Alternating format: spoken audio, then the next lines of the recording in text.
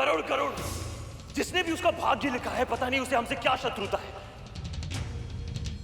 किसी को क्या दोष देगा लिया, जब अपने ही भाई विरोधी के पक्ष में हो।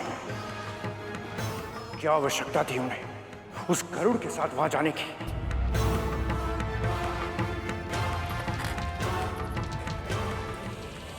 अपने भाइयों को तो तुम नियंत्रण में कर लोगे, किंतु उस गरुड़ का क्या? अब तो विंता भी जानती कि मैंने उसे सूर्यलोक क्यों भेजा था। उसे मेरी चाल समझ आ चुकी है। अब वो पहले से अधिक सावधान रहेगी और उस गरुड़ को सतर्क कर देगी।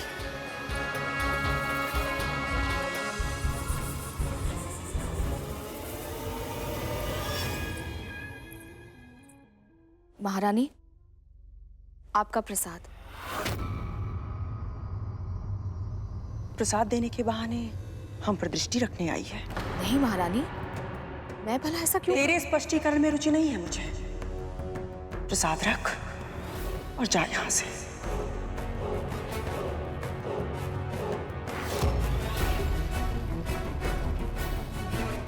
जी।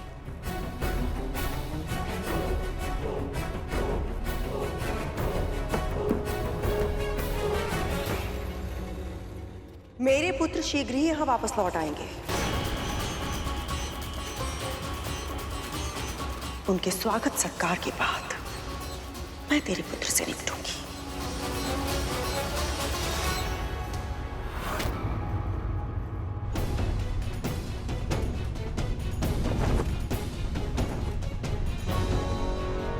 अरे गरुड़, तुम पृथ्वी की ओर क्यों जा रहे हो? हमें तो सूर्यलोक जाना था ना गरुड़।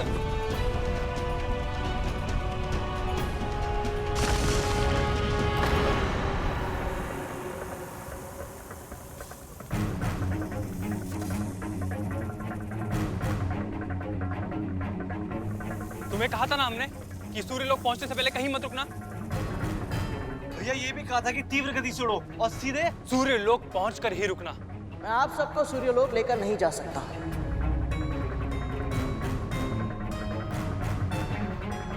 हमारे आदेश का उल्लंघन कर रहे हो गरुड़। तुम हमारे दास हो और जो हम चाहेंगे वही तुम्हें करना होगा, नहीं तो फिर हम तुम्हें दंड देंगे। दीजिए दंड। जो दंड देना है दीजिए, परंतु मैं आप सबको सूर्यलोक लेकर नहीं जाऊंगा। आपको आभास तक नहीं है कि बड़ों के साथ कैसे व्यवहार किया जाता है।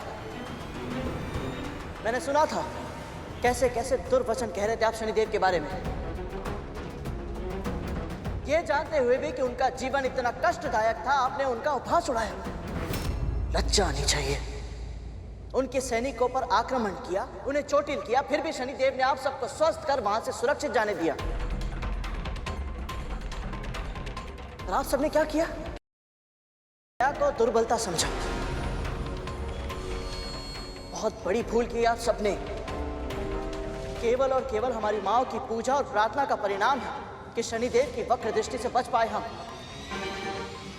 परंतु बस आप सभी को सुरक्षित घर पहुंचाना मेरा दायित्व है और मैं आप सभी के प्राणों को और अधिक संकट में नहीं डाल सकता। क्या पता शनिदेव की तरह आप सबने सूर्यदेव का भी अपमान किया तो?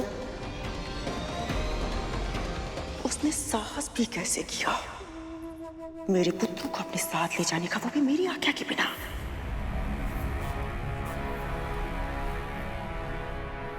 कुछ अधिक ही बुद्धिमान हो गया है वो। कल रात आया था मेरे पास तेरी मुक्ति की विनती करने।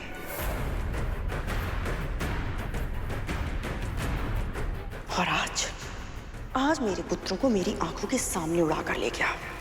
मैं पुकारती रही किंतु उसने नहीं सुना। मेरी नहीं, उसे तो तेरी भी ध्वनि नहीं सुनाई पड़ी। उसे क्या लगता है वो धमका के भयभीत करके अपनी बात मनवा लेगा? भयभीत होना मेरा स्वभाव नहीं है।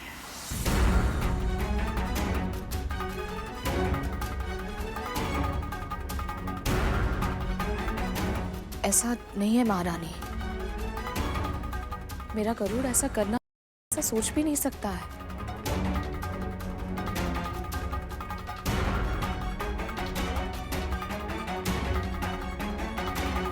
सब कुछ आप ही तय करेंगी दासीमा। गरुड़ क्या कर सकता है और क्या नहीं, ये तो हमें तय करने दीजिए दासीमा। आप समझी या नहीं?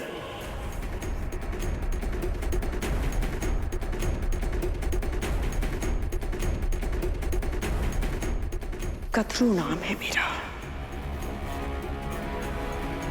नाग माता कद्रू।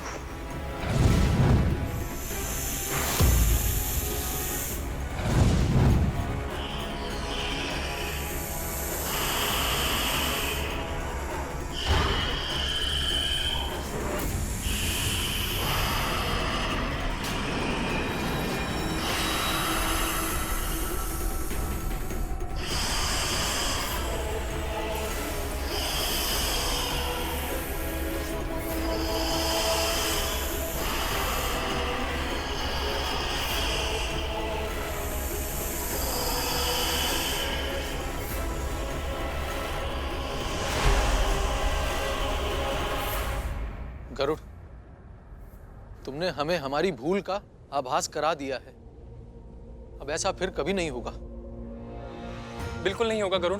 तुम अगर चाहोगे तो हम मौन धारण कर लेंगे, एक शब्द भी नहीं कहेंगे। मान जाओ ना गरुड़, अब से हम कुछ भी अनुचित नहीं कहेंगे। हाँ, बल्कि हम मानव रूप धारण ही नहीं करेंगे। नाग रूप में हम तुम्हारे पंख में कहीं छुप कर बैठ जाएंगे ताकि हमारे अस्तित्व का पता ही ना चले। हमें बस दूर से देखने का आनंद लेने दो ना गरुड़। और धूमल भैया कह चुके हैं ना, हम मौन धारण कर लेंगे। इतने शांत कि तुम्हें पता ही नहीं चलेगा हम तुम्हारे साथ हैं। आप सब नहीं समझ रहे हैं। सूर्यलोक में पता नहीं माँ फिर हमें भ्रमण पे जाने की अनुमति देंगी भी या नहीं। तुम हमारे लिए इतना नहीं करोगे मेरे भाई?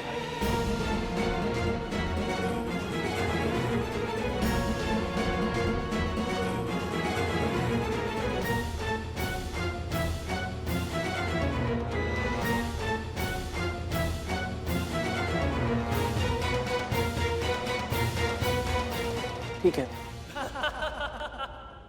परंतु आप सबको एक वचन देना होगा। आप सब ऐसा कोई कार्य नहीं करेंगे, ऐसा कुछ नहीं कहेंगे जिससे हम पर संकट आए। ठीक है।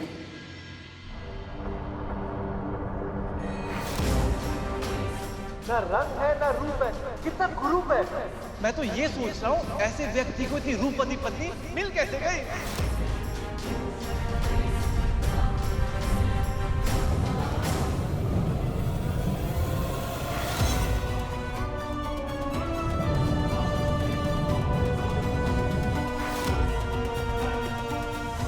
मेरी वक्र दृष्टि के कारण तुम नाग सूर्य लोक तक कभी नहीं पहुंच पाओगे, और ये बात गरुड़ को ज्ञात भी नहीं होगी।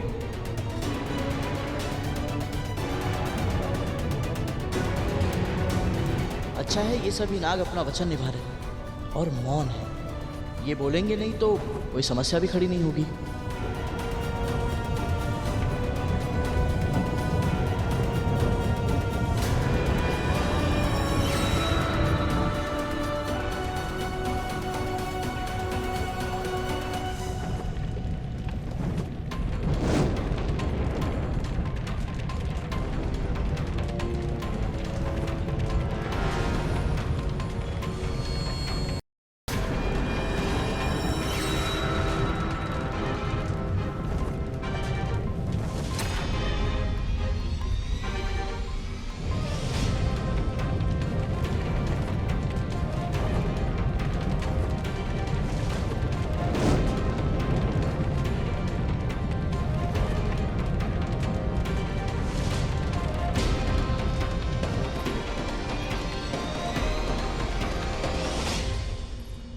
स्वामी, गरुड़ को आपने वरदान दिया था, इसलिए आपकी वक्र दृष्टि का उस पर कोई प्रभाव नहीं पड़ा, बल्कि उसे ये तक आभास नहीं हुआ कि उसके भाइयों की इतनी अधिक दुर्गति हुई है।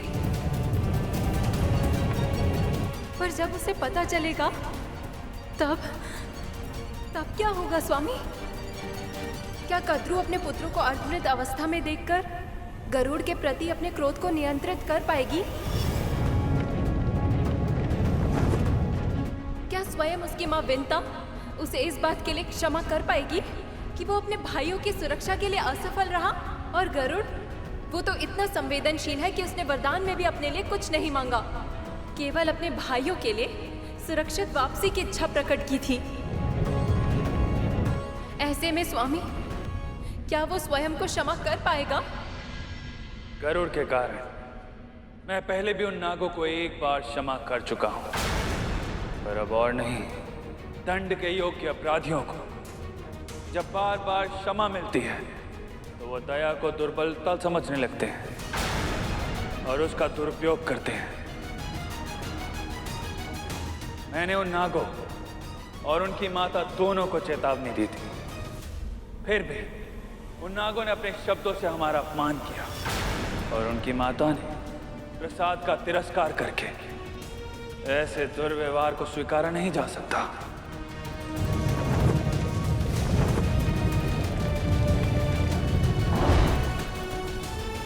रहा प्रश्न गरुड़ का, इस घटना से उसे भी एक महत्वपूर्ण सीख मिलेगी।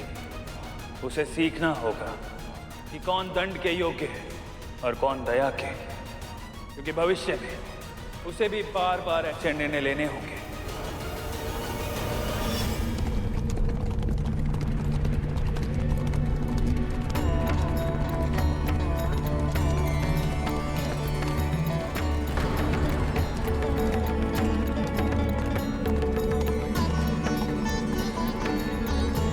गरुड़,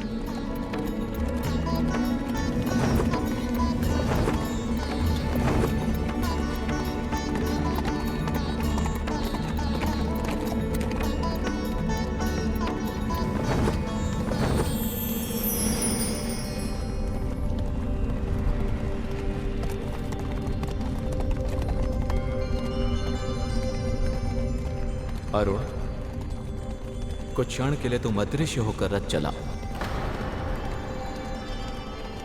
इतने समय बाद मैं अपने भाई को देख रहा हूँ और प्रभु मुझे अदृश्य होने का आदेश दे रहे हैं। मैं तुम्हारी दुविधा समझता हूँ अरुण। मुझे गरुड़ की परीक्षा लेनी होगी। अब शीघ्रता करो।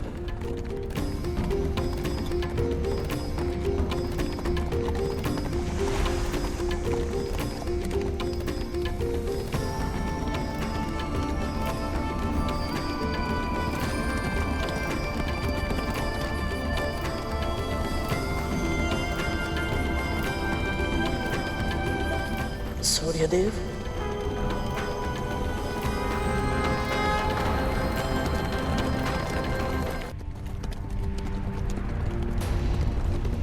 अरुण भैया कहाँ है?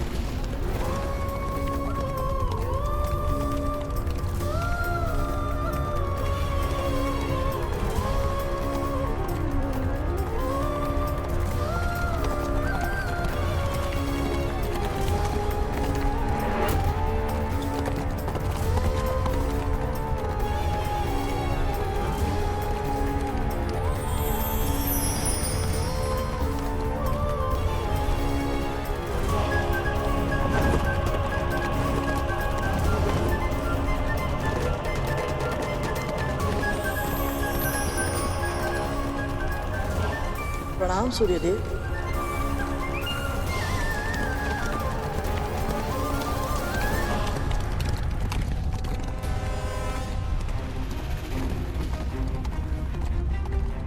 मुझसे कौन सी भूल हो गई कि सूर्यदेव ने ना तो मुझे देखा और ना ही मेरा अभिवादन स्वीकार किया।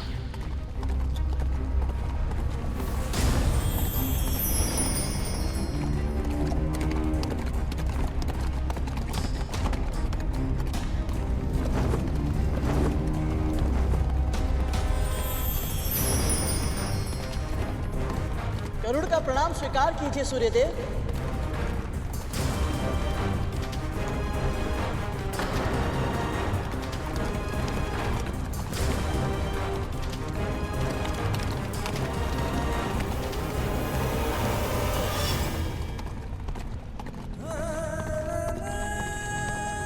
अरुण भैया कहीं दिखाई नहीं दे रहे और सूर्यदेव मेरी ओर देख भी नहीं रहे, तो मैं इनसे बात कैसे करूं?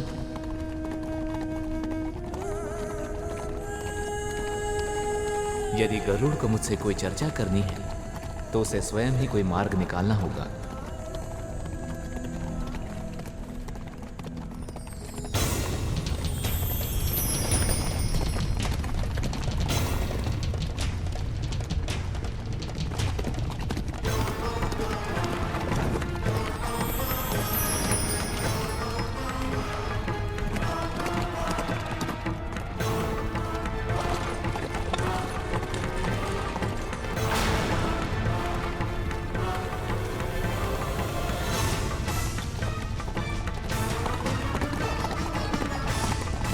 सूर्यदेव चालाक रुकेंगे नहीं। मैं यहीं रुकता हूँ, वो चक्कर काट के यहीं से फिर आएंगे।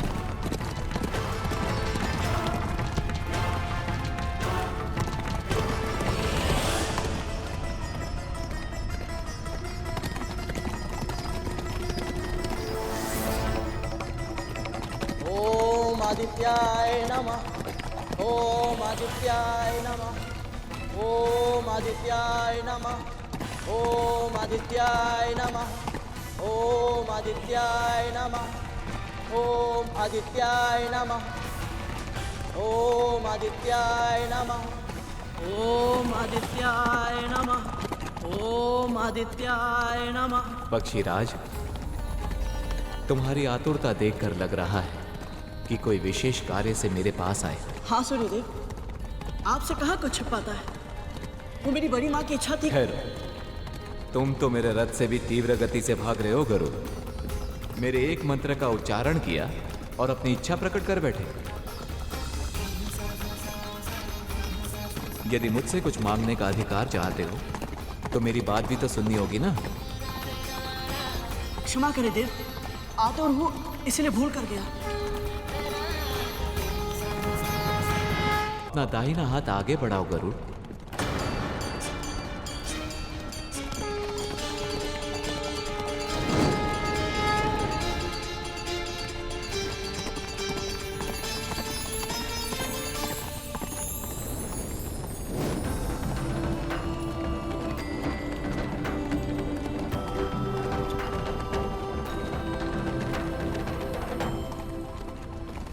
ये सूर्य का रथ है गरुड़। समय की तरह ये भी ना तो किसी के लिए रुका है, ना ही कभी रुकेगा। यदि मुझसे चर्चा करनी है तो ये दिया हाथ में लेकर तुम्हें उल्टा दौड़ना होगा। स्मरण रहे, दिया बुझना भी नहीं चाहिए और इसका तेल गिरना भी नहीं चाहिए। देखते हैं तुम ध्यान केंद्रित कर पाते हो या नहीं। जो आज्ञा सूर्यदेव।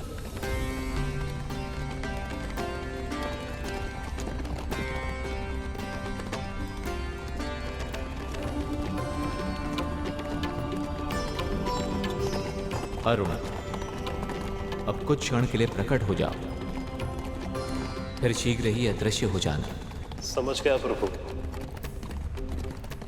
आप मेरे भाई की परीक्षा लेना चाहते हैं।